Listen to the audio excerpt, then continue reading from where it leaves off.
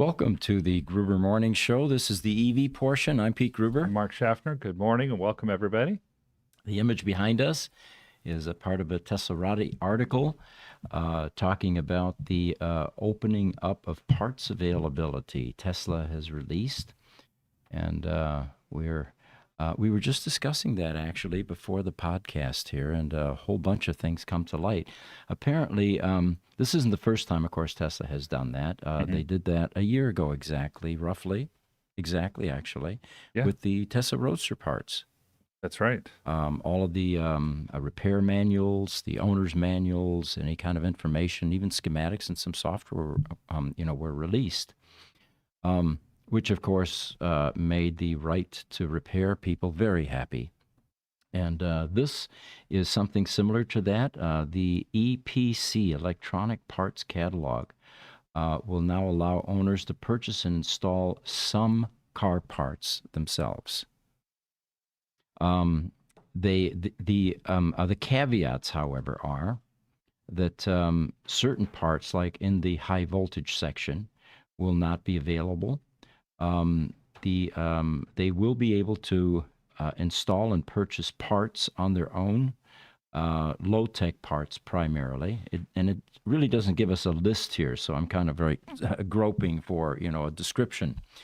But they do say that some parts are better left in the hands of trained mechanics and technicians who can install things without too much risk. I love the idea. If you need a set of shocks or something like that for your car, you should be able to go buy a set of shocks or a set of brakes or, stuff to do with your door, a door handle, a door panel. A lot of those things are easy to replace, can be done by your typical home mechanic or auto repair shop without too much risk. Some things you would think can be done without too much risk, but it's not quite the same. This last summer, I went ahead and replaced an AC compressor on my son's Tesla Model S. And it didn't even occur to me that this AC compressor, of course, it's an electric car, it's going to run on electricity. As the old AC compressor was going out, it started pulling more current than it should, and so it blew a fuse up line. I couldn't figure out why the AC compressor wouldn't come on. And so I actually ended up bringing the car in here to Gruber Motors in order to get it taken care of. On an ICE vehicle, that's a non-issue because your AC compressor typically sits on that serpentine belt that runs everything. And so it doesn't even run on electricity. Right. Yeah. Good point. The concern that Tesla has, of course, is that there are some lethal voltages in the cars. And a prime example is there are contactors inside the large high-voltage battery packs that will open up to kill the 400 volts at hundreds of amps. Right. But there is a failure mode called a welded contactor. That's when the contactor finally decides that it's given up, and when it closes, it actually welds those 2 points together, and that solenoid activity will no longer open that connection. So now you have 400 volts. And if you're starting to dig inside the high voltage portion of the battery pack, you're exposed to 400 volts at hundreds of amps, definitely lethal voltages. Yeah, definitely. So it's going to be kind of a fine line that Tesla has to walk. They're probably the first in the industry doing this because they are the ones that have been in the industry the longest and are the one EV or battery EV car company that has millions of cars on the road. Nobody else has had to really deal with this yet, but it's going to be coming for a lot of different brands. The question that I have as well is who's concerned about this at the manufacturer's level? I mean, if you sell something and they pay full price for it and they own that item, whatever it is, who are you to direct and tell them what they can and can't do with it? Right. So what is it that's really at play here? Is it the risk management teams at these OEMs that are saying, we've got liability? Granted, Grandpa working in his backyard on a welded contactor type high voltage battery pack, getting fried or whatever, could be a liability for us, despite the fact that we've sold it, we're done with it, and we should have no entanglements to that product. Yeah. Yet at some point, the just based on the volume of vehicles that are out there that have shocks and brakes and car handles and other Hmm. low tech things that can be repaired by your average mechanic, that risk is going to end up tipping toward the right to repair people who are going to sue you because they can't repair their cars. Yeah. And there could be also murky warranty issues, and I could foresee that. Unlike an ICE car, where you can basically change all the mechanical components, door handles, for example, don't need to be reprogrammed. Right. They're not intelligent door handles, right? Even the HVAC compressor would have to be reprogrammed, firmware reloaded, that sort of thing, the software. Potentially it does, Yeah. yes. So with these newer cars, there could be some murky warranty issues that emerge. Someone changed something, they didn't install it correctly or whatever. Well, now you have a problem in the MCU. You've got a problem in the Linux computer. Who's liable for that? And the finger pointing starts.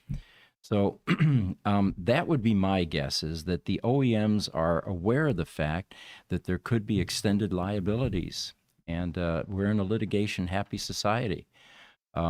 Now, can they control the purchase of certain types of parts? That's a whole nother legal question, because that's where the right to repair group comes into play. Yeah, then it becomes antitrust, it becomes right to repair, and that's a whole nother legal quagmire. I guess this is why they pay the attorneys the big bucks. One of the articles here is Tesla faces old lawsuit that claims it monopolizes repair and parts market. I can't imagine that Tesla is as overloaded as their service centers are. Feel a competitive pinch, and they're trying to control the volume of work that's coming their way. Yeah. It doesn't wash with me. Well, I don't see it, and you make a great point there too, with the tens of thousands of cars every month that goes out. We're talking a little bit pre-show about all the vehicles that are being delivered. It's end of year. Tesla's announcing numbers. Lucid's announcing numbers. Rivian's announcing numbers. Tesla did significantly more car volume just in the United States than Rivian did all of last year. Wow. In the month of December. In 1 month, yeah. In 1 month. And so you look at those hundreds of thousands of cars, Tesla does not have the service infrastructure to be able to support all the potential repairs that they need to do. Personally, I think it's would be a smart business decision for Tesla to open this up somewhat, get some service centers trained who can do not just body work, but do some of these mechanical jobs, to take that very easy, low revenue, high volume work off of their service center, so they can focus on more of the high revenue stuff. Outsourcing definitely makes sense. Yes, yes. So the final part of this is, and then we'll get to some questions that are coming in here. Currently, parts are the parts availability ranges to every vehicle that is currently offered except for the Cybertruck. And at this point, the EPC program for the all-electric pickup truck is not available yet. YouTube, Martin Woods. Hi from UK. Happy New Year. Thanks for joining Martin. us. Yes. On YouTube, EV Unedited has a question for us. It says, I have a Model S 2015. I saw a video that recommends doing a coolant bypass in the LDU. It's a rear-wheel drive motor, as the seal in the coolant manifold will fail. What's your take? And will Tesla eventually need to recall that LDU? Wow, bunch of things to unpack here. Doing the coolant bypass is a good idea because it will prevent failure and leakage into the inverter, which is very expensive, of course. We do it in our service center. There is even some of the guys are saying yesterday there's a group that piped up and said, well, if you have a wet inverter and you have some coolant leakage in there, one of the repair methods is to bake it in an oven, apparently to dry up, the moisture. Well, I'm not sure that that's going to be 100% because you have corrosion residue from that. Right. which is conductive. And if that's on circuit boards, you're going to be altering where the signals are flowing and how they're flowing and the biasing and all of that.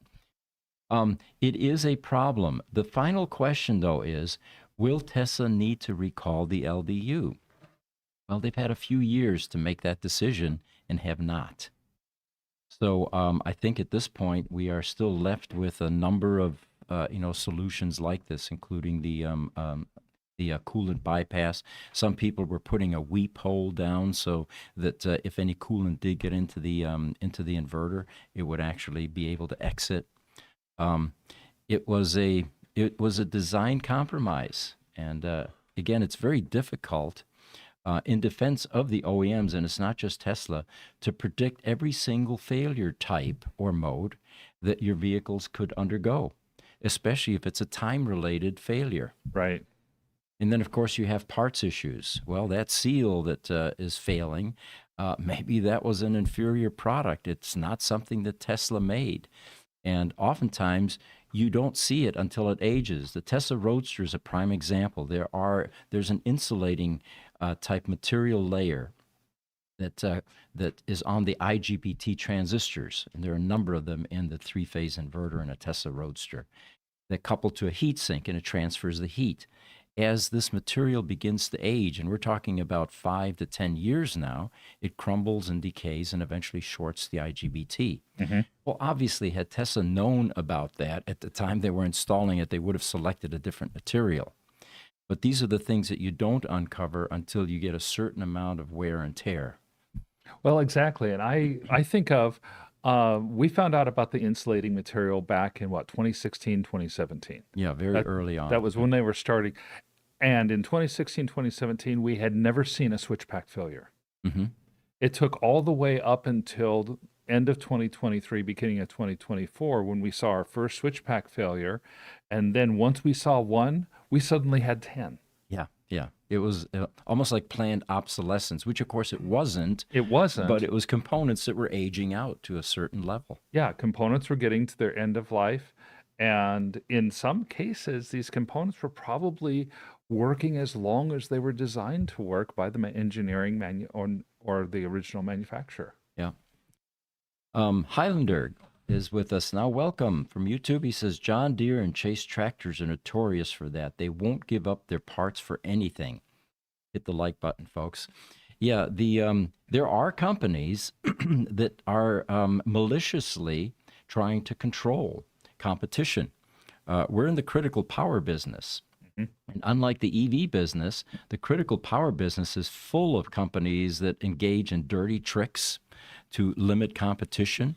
They drag you out for parts. They overcharge for parts, and they essentially are. They feel they have an acrimonious relationship with competition. When any smart business person realizes the exact opposite is true. Smart business people explore synergies. No competitive overlap is 100%. Right. So you turn your competitors into customers and into vendors, and now everybody wins. Right. That way, if one competitor comes across the problem that they can't easily solve, they can go to their other competitor and they work together on a. Yeah. It's definitely a symbiotic relationship when it's done that way. Especially in a market like EVs, where you have way more customers and opportunities and demand than you have delivery capability. Well, and that market is just ramping up. One of my favorite sayings is, "We've got a tiger by the tail here." The EV repair market is growing exponentially now because we're getting into the range of Model 3s and Model Ys coming off of warranty and starting to see repair issues. Where we used to see hundreds of cars a month, we're now seeing tens of thousands of cars a month coming off a warranty and needing some sort of outside service. It's a tidal wave. Very much supporting your earlier position, which is that the manufacturers, the OEMs, are going to have to learn to outsource their service in order to meet the delivery goals that they have in place and the production volume that is flooding. By not doing that, they end up with a bad reputation for lousy service, and nobody wants that. It's we need to hit on all cylinders. We do. And, back to Highlander's point, like John Deere and Chase tractors have done, Yeah. they've got a bad reputation in the industry for what they do. YouTube Martin Woods again in UK says, "Have you seen the Electric Trucker YouTube channel?" I haven't. Have you? I haven't. I'm That's gonna one look worth that one looking up. up. Yeah. Yeah, yeah. His latest video is titled Truck Manufacturers Plan to Sell More Electric Than Diesel by 2029." Great channel for those interested in EV trucks. We've got a few of those types of projections as well later on, and countries that are actually accelerated in their goals to convert ICE to EVs. TikTok KBM 42299. We work on Teslas at our shop. Well, excellent. Uh, if you're interested, our Gruber Motors channel on YouTube has some tutorials and a lot of our experiences that we've uncovered working on the vehicles. Yeah. On Instagram, is this better GUI? We work on Teslas at our shop, they also say. Mm-hmm. Tesla has referred clients to us, and they're a fun car to work on. You know, that speaks volumes, what you just said. Tesla has referred clients to us. Tesla sees competition as a form of partnership, not 100%, of course. Right. But we also experience that. And of course, you have to treat them right. You can't do a disparaging video about the manufacturers or the OEMs and expect them to refer business to you. It is a partnership in so many ways. But that's what's so refreshing in all the businesses we're in. The EV business is the most progressive in that regard, in that we have partnerships with these OEMs. Yes. Niels from the Bion Danish Welcome. Genome Institute is here. Welcome and Happy New Year, Niels. Well, he says Tesla profits on large part replacements where smaller fixes would do, plus the lack of qualified technicians, as you have often mentioned. Yeah. And you know, the fundamental reason, and I've talked to Tesla about this, it's not that they are profit oriented and find that the only way to handle your battery replacement on your Model S is to change the entire thing because it's a $22,000 part and they generate more margin from that. The problem is that at the service centers, they don't have the equipment, the skills, and the know-how on how to do repairs inside these types of products. Right. The majority of work they do is module swapping. It's low-tech auto, and they don't have the equipment. So I have never found, at least with Tesla, that there's any kind of a profit motivation there. In fact, there's a frustration that they can't do more for the customers and do this type of thing. Without giving away too much, there with the Tesla Roadster, the Roadster program at the service centers is actually expanding into something akin to that, where there's going to be a bit more troubleshooting now available, rather than someone comes in and they've got a brick battery, which could easily be fixed by us for a couple, $3,000. Yeah. And they say, well, you've got a $45,000 problem. That's your only option. Yeah. That is beginning to change without giving away too many details at this point. YouTube, Niels is saying, isn't Tesla having a coolant delete on more recent models? Niels, I don't know that. We don't see the later model Teslas very often because it's all warranty work.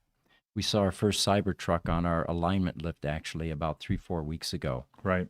Yeah, we'll report as soon as we get more information about that. Yeah. Honestly, in general, we keep so busy with the Roadsters and early Model S's that we haven't seen many Model 3s or Model Ys at all, and not even very many Model S's yet. Right. We work on so many Roadsters. YouTube Highlander, he says, that's why I was surprised to see the Tesla Toledo repair facility on Telegraph and Alexis closed down right down the road from where I live. Oh, is that right? Okay. I've got a picture here that we can pop up, and this one I found humorous. And the caption says, when people ask what you like most about owning an EV. And living back east, that is totally true. Not only is it frigid, but it could be sleet, it could be raining, it could be hailing, and you somehow have to pump gas in order to continue on your trip. I have lived that. And here in Phoenix, you live the opposite too. Mm-hmm. When it is 115 outside and there's a breeze blowing, that breeze is just hot. Yeah.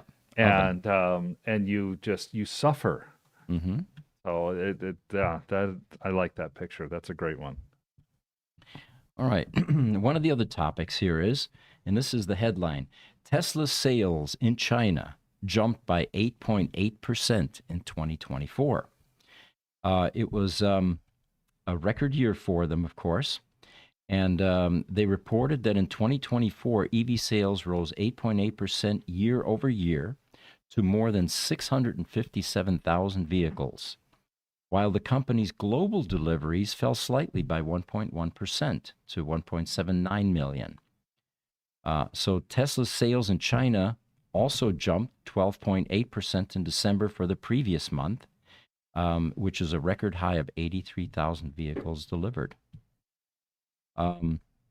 Also continues the article that Tesla also launched a number of late-term promotions in the Chinese market, including discounts on the final payment of the Model Y, and it looks like they're really trying to promote that model in China. The upcoming Model Y Juniper, as they call it, has been spotted more frequently in both the U.S. and in China. And Gigafactory in Shanghai has started producing the refreshed EV in increased volumes. Now, remember, these are factories that they're able to build in about 12 months time frame, about a year time frame, compared to the U.S. where the regulations push it out a couple, 3 years, or in Germany where all of the environmentalists have to be satisfied before the thing can start operating. Yeah, it may take 5 to 10 years just to get the environmentalists on board. Right. And in looking at background information, there are a few points that I found that I thought would be useful to share. First, success in China equals success in the world. Yeah. If you can be a successful EV maker in China where the average EV is running $25,000 for a car, then you're going to be successful anywhere else in the world. Good point. You add to that China is the world's largest car market. And Tesla has actually, in the fourth quarter of 2024, retaken the lead over BYD on battery electric vehicles. Oh, really? Yeah, there was very slight, but they had about 5,000 more deliveries of new vehicles than BYD had in 2024. So Tesla's growth actually pushed it just above BYD on that battery-only electric vehicle segment. Right. That's impressive for Tesla. Shows that they're getting things right, that they're hitting the right market, because China being the world's largest market, significantly larger even than the United States. That's where the money's at right now. Mm-hmm. And Tesla is the only U.S.-based auto manufacturer that has any kind of presence in China on electric vehicles like that. So I've got an AI-generated image here of Lucid. There we go. And I'm going to let you handle this because the numbers are all over the place. This morning, as I was telling you, I watched Lucid stock. It was up at 362 cents per share, and I thought, wow, we're going to have another strong day here. I looked at it a half an hour later, and it was down to 322 or something like that, because a financial analyst came out and said, oh, it's only a $3 stock. Yeah, in fact, and looking up Lucid right now, it's down to 320.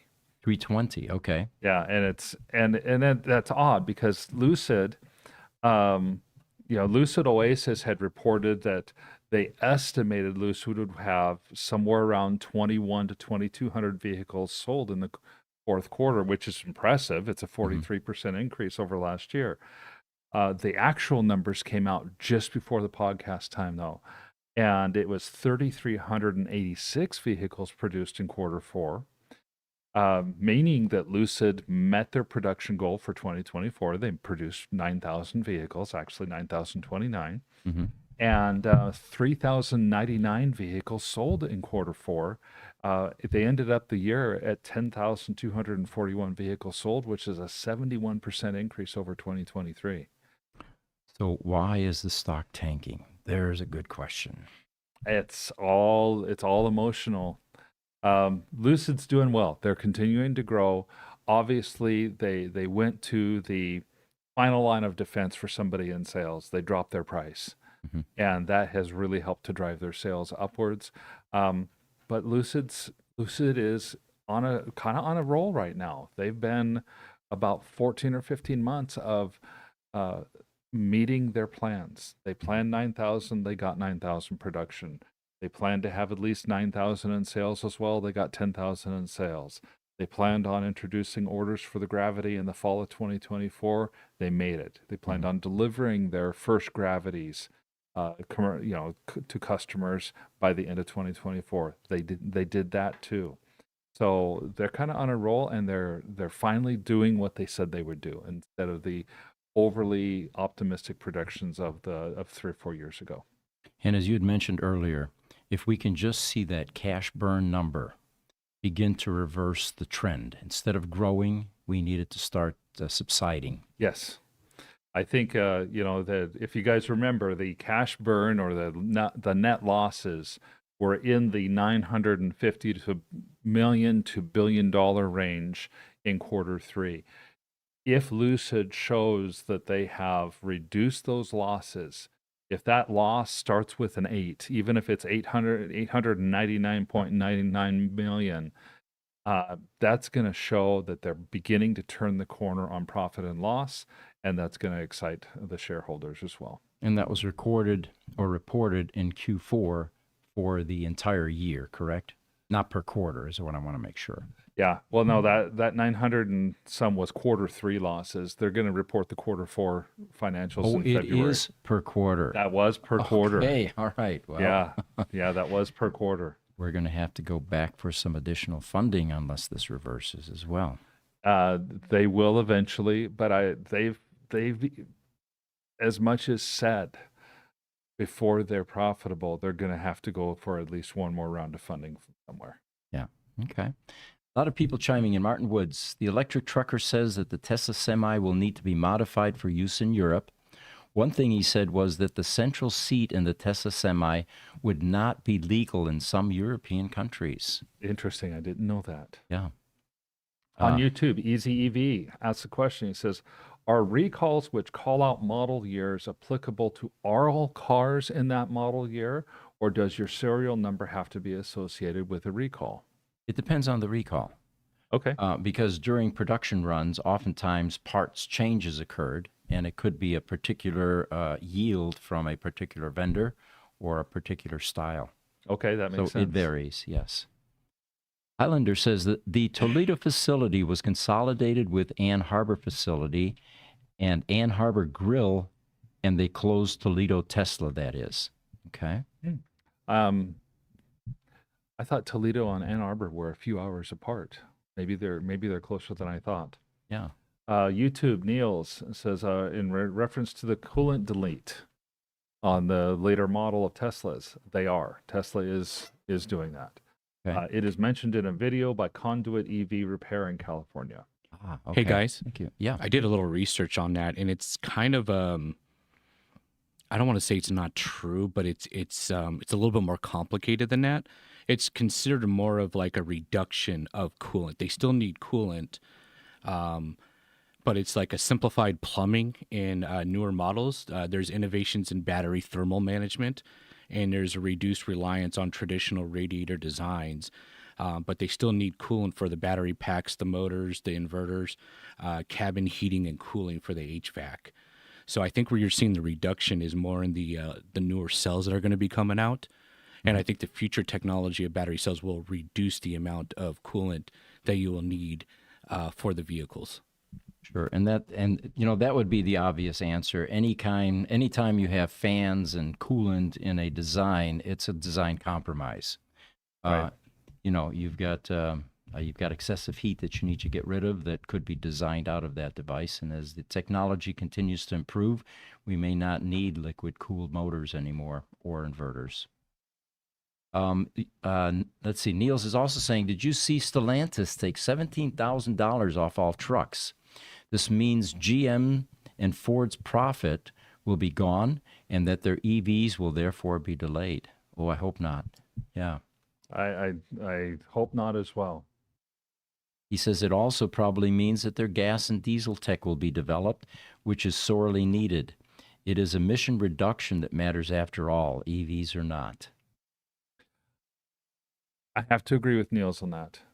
You know, you've got what's better for the environment? Getting a truck that normally gets between 8 and 16 miles to gallon up to 25 miles to gallon when you have 700,000 Fords a year and 700,000 Chevys a year in these spaces being produced, or having 10,000 Chevys and Fords being sold as electric. Mm-hmm. Eventually, the electric is the way to go. The short term, getting better gas mileage in these trucks is going to have a big impact. Good point. Okay. And Martin Wood says Lucid earnings call the 25th of February. Yes. And he also says all his EV stocks are red today. Okay. Tesla is down about $15 so far. All right. Let's see what else we've got here. We've got some delivery with the Gravity. Pete Rawlinson, he ended up getting one of the first Gravities, not the first apparently, and they didn't say who the first one was. So China, here's an article, is set to sell more electric vehicles than ones powered by traditional engines in 2025. And I've got a graph here that we can actually throw up here that supports that projection. There we go. Oh, that's Lucid sales. Left and down, that right there. This one. Okay. Perfect. So there you have it. Let's see if I can blow that up a little bit more. No, it doesn't look like I can. My understanding is that this is 10 years ahead of schedule. Is that right? Yeah. Yeah, China had announced that they were going to try to get EV sales to be greater than ICE vehicle sales by 2035, and now they're set to do it this year. And I was impressed because, as I mentioned a few minutes ago, China is the biggest car market in the world right now. The United States market for new vehicles is anywhere from 14 to 17 million cars a year. In 2024, they did right at 16 million cars. That's all vehicles, all types. China has been running almost 28 million cars a year. China is going to sell in 2025 almost as many EVs as the entire U.S. car market. Amazing, huh? Yeah. Where do they come from? You know, that's my next question. Well, a lot of the Chinese car makers are really big. BYD is really big, and they are one of several viable EV companies that sit in China. Tesla, of course, is viable and making boatloads of money in China with their Model Y and their Model 3. Got another headline here. Oops, I'm on the wrong screen here. There we go. Bear with me, folks.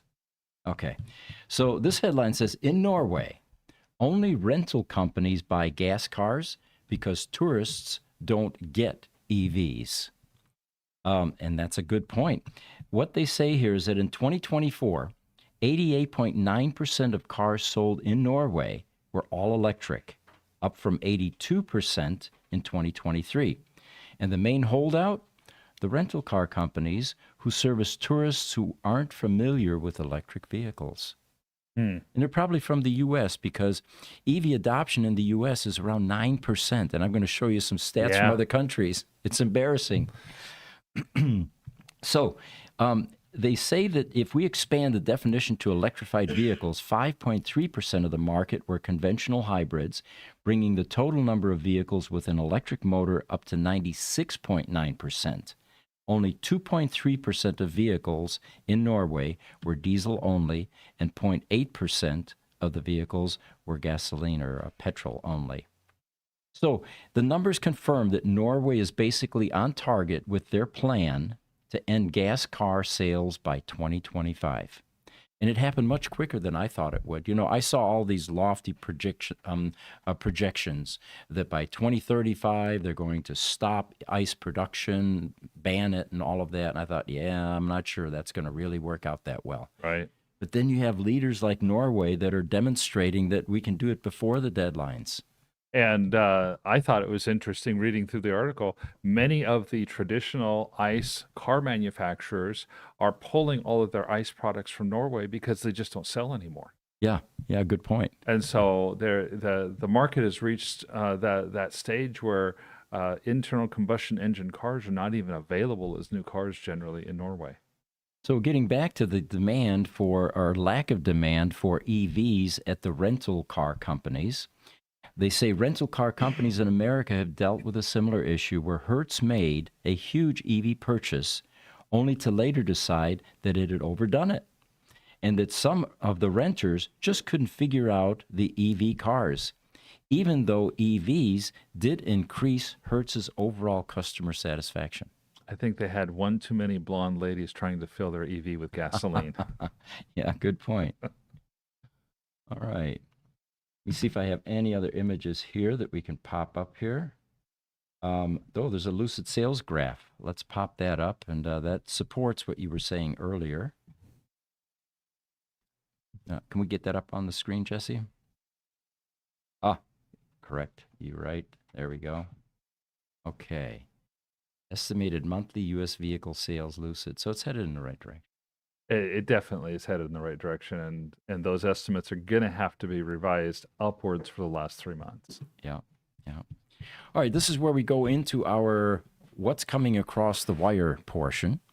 And it turns out that Mercedes claims that their new AI-powered EV can predict driver behavior. Though to be fair, if you spend $120,000 on an electric car, it's pretty easy to predict that you're making bad decisions. Definitely is. And a study found that the top fear about AI-powered EVs is that they might get hacked. Because apparently people think hackers want to steal their Spotify lists and their charging history from that Walmart parking lot. Good point. GM now says that their future EVs are going to use AI to optimize battery life, which is great until your car decides to save power by refusing to drive you to your ex's house because it's not emotionally healthy for you right now, Dave. A little bit of AI going into there, controlling things, it sounds like. Absolutely. So, Lucid Motors announced their new AI system can detect driver moods. Though if you spend $250,000 on a Lucid, the mood is pretty obviously desperate for attention. Well, and BMW, not to be outdone, has also developed an AI system that can recognize driver emotions. So if you're driving a BMW, the emotion is always angry at everyone else on the road. Right. And finally, the Ford F-150 Lightning owner complained that the AI assist is too woke. Apparently, it keeps suggesting that he tried charging at Whole Foods instead of rolling coal at the Prius drivers. A new study is showing that people are worried that AI-powered EVs might develop personalities. As if your regular car doesn't already have a personality. I mean, my Chevy is definitely passive-aggressive about its check engine light. Uh-huh. A Tesla owner reported that their car's AI started giving relationship advice. Apparently, it suggested breaking up with your girlfriend because she drives a Rivian. That's awesome. A survey found that truck owners are especially suspicious of AI in electric vehicles. Of course, because nothing says I fear technology like spending $80,000 to make your truck worse at everything. Mm-hmm. In the meantime, Chinese EV makers are adding AI that can detect when you're stressed. Though if you paid attention to their stock prices lately, you wouldn't need AI to figure that out. That's true. Rivian also announced that their trucks will use AI to optimize off-road performance. Finally, a technology that helps you get stuck in the woods more efficiently. Right? And then finally, a study shows people that are afraid of AI might make their EVs too smart. Meanwhile, my car's AI still thinks a plastic bag is an incoming missile. Oh, yes. All right, and then finally, the portion we wanted to share with you, how are the European countries faring regarding EV adoption? Norway, 97.5%. Sweden, 65%. Netherlands, 30.9%. Germany, 38%. France, 21%. Belgium, 30.9%. Italy, 2.94%. What's going on with Italy? They love their Ferraris and Lamborghinis and Yes. Fiats, and Yes, that's got to be it. that's a tough market. And then, of course, in the U.S., we said 9%. So we really appreciate you all joining us. Hope you had a wonderful holiday season. We will be back next week with another edition of the Gruber Morning Show EV portion. Come join us in 20 minutes for the Tesla Roadster Roundtable. Thank you.